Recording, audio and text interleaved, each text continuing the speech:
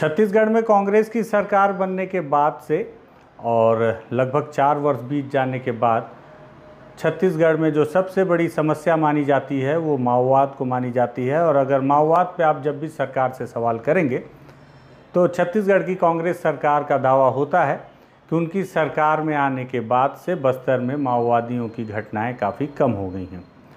माओवादियों की घटनाएं काफ़ी कम हो गई हैं और साथ ही साथ अगर जिस तरह से बीते दिनों केंद्रीय मंत्री ने भी बयान दिया कि माओवादियों के खिलाफ अब ये जंग आखिरी दौर पर चल रही है। अब आप सोच रहे होंगे कि मैं लगातार कुछ वीडियो में लगातार केंद्रीय गृह मंत्री अमित शाह के बयान का जिक्र क्यों करता हूँ। दरअसल माओवादियों से जुड़ी कोई भी नई जानकारी होती है तो मुझे लगता है कि आपको बताऊं और उस पर उन बयानों को भी शामिल करूं जो जिम्मेदार नेताओं के द्वारा दिए जाते हैं। इसी तरह से आज आपको फिर से माओवादियों से जुड़ी और उनके आंकड़ों से जुड़ी जानकारियों से अवगत कराता हूं। नमस्कार, मैं विकास तिवारी हूं और आप बस्तर टॉकीज़ देख रहे हैं। दरअसल बीते दिनों जगदलपुर में मैंने एक खबर देखी जो खबर पत्रिका में लगी हुई थी और ये खबर काफ़ी महत्वपूर्ण थी, तो मुझे लगा कि इस खबर को आपको बताना चाहिए। दरअसल जैसा कि आपको ज्ञात है कि बीते दिनों अमित शाह ने एक बस्तर का दौरा किया और इस दौरान उन्होंने सीआरपीएफ के कार्यक्रम में इस बात का जिक्र किया कि माओवाद अपने अंतिम चरण पर है, जिसको लेकर माओवादी लगातार अपनी बयानबाजी भी करते रहे अपने प्रेस नोट के द्वारा। उसी बीच बस्तर के सांसद दीपक बैज ने संसद में एक सवाल पूछा। सवाल ये पूछा कि आखिर अब तक कितने माओवादी मारे गए हैं और कितनी घटनाएं हुई, कितने ग्रामीण मारे गए और कितने सुरक्षा बल। उसको लेकर केंद्रीय मंत्री ने जवाब भी दिया और वो सारी जानकारियों को लेकर पत्रिका में एक खबर छपी जो कि पत्रिका के हमारे स्थानीय संपादक मनीष गुप्ता जी ने लिखी थी और उन्होंने बहुत तथ्यात्मक खबर लिखी, जिसे आपको मैं पढ़कर सुनाता हूं कि छत्तीसगढ़ में नक्सलियों के खिलाफ फोर्स के ऑपरेशन लगातार कम हो रहे हैं। इससे नक्सलियों ने भी नई रणनीति बना ली है। नक्सली पीछे 5 सालों से टारगेट किलिंग में से निर्दोष ग्रामीणों और सुरक्षा बलों की हत्याएं कर रहे हैं। वर्ष 2018 से 2022 के सरकारी आंकड़े बताते हैं कि पिछले 5 वर्षों में प्रदेश में 1132 नक्सली वारदातों में 503 लोगों की मौत हुई, जिनमें 168 जवान व 335 ग्रामीण शामिल हैं और सुरक्षा बलों की कार्रवाई में लगभग 327 बिल्कुल एक्यूरेट आंकड़ा है कि 327 नक्सली भी मारे गए हैं। सुरक्षा बलों में ज़्यादातर समर्पित माओवादी हैं जो जब छुट्टी के दौरान अपने घर लौटते थे तो उन्हें टारगेट करके माओवादियों के द्वारा मौत के घाट उतारा गया। इसके अलावा इनमें से कुछ राजनीतिक दलों के समर्थक भी हैं। जैसे बीते दिनों भाजपा ने आरोप लगाया था कि कांग्रेस के द्वारा सुपारी किलिंग करवाई जा रही है क्योंकि भाजपा के कुछ कार्यकर्ताओं की माओवादियों ने हत्या की है। हालांकि इसको लेकर जो खबर है उसमें इस बात का जिक्र किया गया है कि राजनीतिक दलों के समर्थकों की हत्या के पीछे नक्सलियों ने उनकी आज्ञा की अवहेलना करने पर उनकी हत्या की है। और इसके साथ ही साथ अगर जो सीआरपीएफ के डीजी बीते दिनों बस्तर के प्रवास में थे, उन्होंने भी कहा था कि अब माओवादियों के खिलाफ जिस तरह से माओवादी अब अपने अटैक करने की रणनीति पर बदलाव लेकर आ रहे हैं, तो उसी तरह से अब फोर्स भी नए नए तौर तरीक़ों से माओवादियों के गढ़ पर कब्जा करने की कोशिश कर रही है। इसमें उन्होंने एफओबी का जिक्र किया। एफओबी का जिक्र से मतलब ये है कि वो जो लगातार अंदरूनी इलाकों में नए नए कैंप की स्थापना किए जा रहे हैं और उसे बेस बनाकर और आगे बढ़ने की कोशिश कर रहे हैं। इस रणनीति को भी एफओबी कहा जाता है।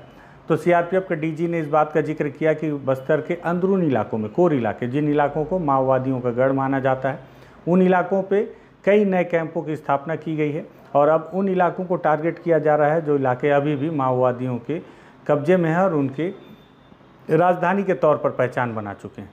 उन इलाकों में भी अब नए कैंप खोलने की प्रस्तावना है और कोशिश भी की जा रही है कि जल्द से जल्द उन इलाकों में नए कैंप इस्टेब्लिश किए जाएं।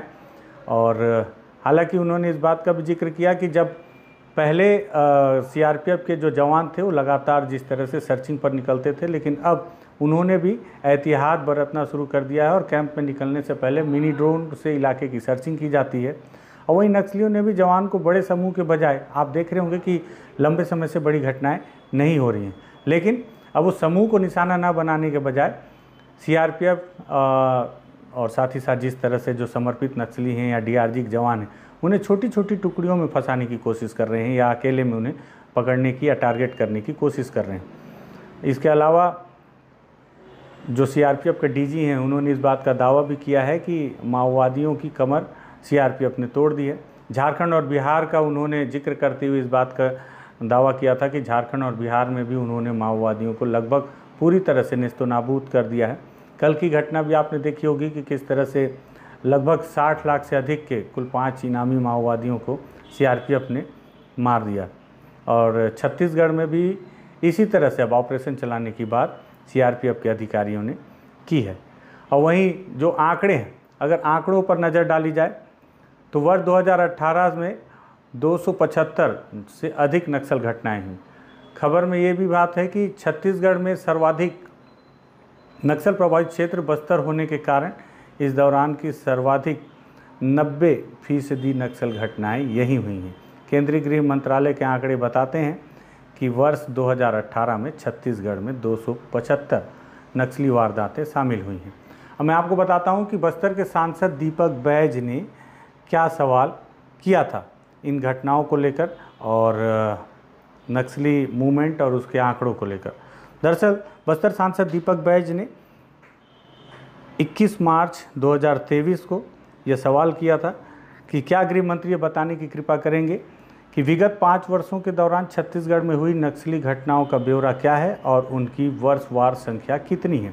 साथ ही साथ इन घटनाओं में मारे गए नक्सलियों, जवानों और स्थानीय लोगों का ब्यौरा क्या है और उनकी संख्या कितनी है। इसके जवाब में गृह मंत्रालय में राज्य मंत्री नित्यानंद राय ने जवाब दिया था क और ख का कि पिछले 5 वर्षों में देश में वामपंथी उग्रवाद LWE में सुरक्षा की स्थिति में महत्वपूर्ण सुधार हुआ है। वर्ष 2015 में भारत सरकार ने LWE से निपटने हेतु राष्ट्रीय नीति और कार्य योजना को अनुमोदन प्रदान किया था। इस नीति में एक बहुआयामी रणनीति की परिकल्पना की गई, जिसमें सुरक्षा संबंधी उपाय, विकासपरक पहले स्थानीय समुदायों के अधिकार और हकदारियां सुनिश्चित करना इत्यादि शामिल है। इस नीति के दृढ़ कार्यान्वयन के परिणाम स्वरूप पूरे देश में LWE हिंसा में निरंतर कमी आई है। EWE संबंधी हिंसा की घटनाओं में वर्ष 2010 के उच्च स्तर की तुलना में वर्ष 2022 में 77% की कमी आई है। परिणामी मौत, सुरक्षा बल और आम नागरिकों की संख्या जिसमें जोड़ी गए हैं, उसमें भी वर्ष 2010 के उच्च स्तर की तुलना में वर्ष 2022 में 90% की कमी आई है। पिछले 5 वर्षों के दौरान छत्तीसगढ़ में LWE से संबंधित हिंसा की घटनाओं और मौतों का ब्यौरा भी यहाँ पर दिया गया है। अब इसमें एक सवाल ये भी उठता है कि इसमें जो केंद्रीय गृह मंत्री हैं, राज्य मंत्री, उन्होंने बीते 2010 से इस आंकड़े की तुलना की है 2022 की, और वो बता रहे हैं कि लगभग 90% कमी आई है 2022 तक के अगर आंकड़ों पे बात की जाए तो। और 2010 से ही उन्होंने सारा तुलनात्मक आंकड़ों का अध्ययन भी करते हुए बताया है कि जिस तरह से रणनीतियां सरकार के द्वारा बनाई जा रही हैं वो बेहतर ढंग से कारगर साबित होती नज़र आ रही हैं। लेकिन अब इसमें एक सवाल ये भी है कि ये आंकड़ा 2010 से आप क्यों तुलनात्मक तौर पर उपयोग कर रहे हैं। वहीं दूसरी ओर अगर आप आंकड़ों पे बात करें जो इन्होंने दिया है,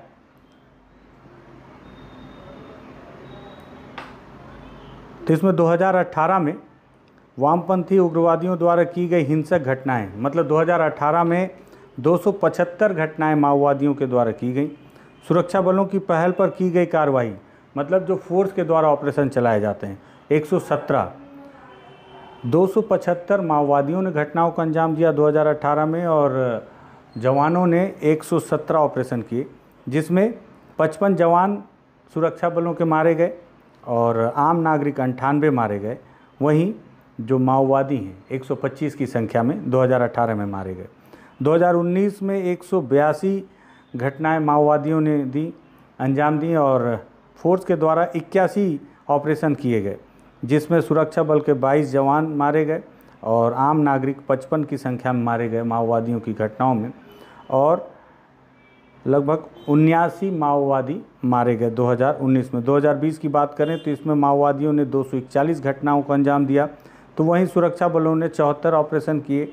मारे गए सुरक्षा बलों के जवान जवानों की संख्या 36 और मारे गए आम नागरिकों की संख्या 75। साथ ही साथ माओवादी 44 की संख्या में मारे गए। 2021 में 188 माओवादियों ने घटनाओं को अंजाम दिया, तो सुरक्षा बलों ने 67 ऑपरेशन किए, जिसमें 45 जवान मारे गए और साथ ही साथ 56 आम नागरिक मारे गए। इसके साथ ही साथ 48 माओवादियों की भी मौत हुई। 2022 में 246 घटनाओं को माओवादियों ने अंजाम दिया और जिसमें 59 सुरक्षा बल मारे गए, 10 आम नागरिक मारे गए, तो वहीं 51 क्षमा चाहूँगा कि इसमें 59 सुरक्षा बलों के द्वारा ऑपरेशन किए गए। इतना छोटा लिखा है कि इसको पढ़ नहीं पा रहा हूँ। और जो सुरक्षा बल हैं 10 मारे गए और 51 आम आदमी मारे गए। साथ ही साथ 31 माओवादी भी अलग अलग घटनाओं में मारे गए। 2023 की जानकारी के अनुसार अब तक फरवरी तक की जो इन्होंने जानकारी दी है, 37 घटना माओवादियों ने 2023 में अभी तक फरवरी तक अंजाम दिया जा चुका है। फोर्स के द्वारा अब तक केवल 4 ऑपरेशन का जिक्र है इसमें, जिसमें सुरक्षा बल 7 की संख्या में मारे गए, तो 10 आम आदमी और 1 माओवादी मारे जाने का जिक्र है। वहीं अगर 2000 फरवरी को, हालांकि इन्होंने पूरी तरह से जानकारी नहीं दी है, 28 फरवरी तक का जिक्र किया है, लेकिन अभी तक का जिक्र अगर आप करें तो लगभग 10 और जवान मारे जा चुके हैं अलग अलग घटनाओं में। अच्छा, एक बात का जिक्र मैं और करूंगा कि मैं जब भी बोलता हूं कि जवान मारे गए तो मेरे कई दर्शकों को इस पर आपत्ति होती है लेकिन क्या करूं, हमारी जो भारत सरकार है वो हमारे अर्ध सुरक्षा जो सैनिक बल हैं, अर्धसैनिक बल, इन्हें या जिला बल के जवानों को शहीद का दर्जा नहीं देती। जब सरकार उन्हें शहीद का दर्जा नहीं देती है तो हम केवल अपनी मन से उन्हें शहीद कह देते हैं। शहीद इसलिए कह देते हैं ताकि हम उन्हें सम्मान दे सकें, लेकिन अगर आप टेक्निकली जाएंगे तो केवल आर्मी के जवानों को ही शहीद का दर्जा भारत सरकार के द्वारा दिया जाता है। सीआरपीएफ, बीएसएफ और जिला बल जैसे जो अर्धसैनिक बल हैं, इनके जवानों को शहीद का दर्जा भारत सरकार के द्वारा नहीं दिया जाता। तो ये आंकड़े हैं और इन आंकड़ों पे अगर आप नज़र डालें, इन आंकड़ों को भी मैं आपको तस्वीरों की सहायता से दिखा रहा हूँ ताकि आप समझ सकें कि क्या हकीकत है।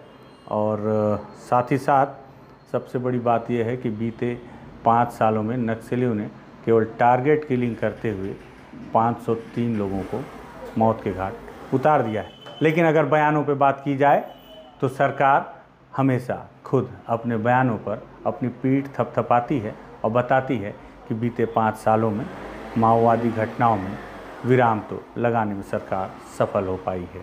चाहे वो सरकार राज्य सरकार हो या केंद्र की सरकार हो।